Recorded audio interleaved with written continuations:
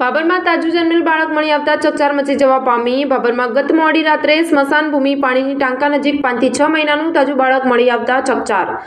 સ્મશાન ભૂમિ પાણીના ટાંકા નજીક પસાર થતા લોકોની નજર આ બાળક પર પડતા 108ને જાણ કરતા 108ની ટીમ ઘટના સ્થળે દોડી આવી। આ બાબતે બાબર પોલીસને જાણ કરાતા બાબર પોલીસ ઘટના સ્થળે દોડી આવી। મોડી રાત્રે બાળક મળી આવ્યાના સમાચાર વાયુ વેગે પ્રસરી જતા લોકોના ટોળેટોળા મોટી સંખ્યામાં દોડી આવ્યા હતા।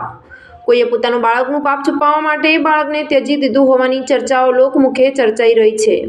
અમારા ટીમ રિપોર્ટરે બાબર સરકારી હોસ્પિટલમાં તપાસ કરતા ડોક્ટર દ્વારા જાણવા મળેલ કે ગત મોડી રાત્રે અંદાજે 10:38 વાગે 108 દ્વારા સરકારી હોસ્પિટલ બાબર ખાતે બાળકને લાવવામાં આવેલ।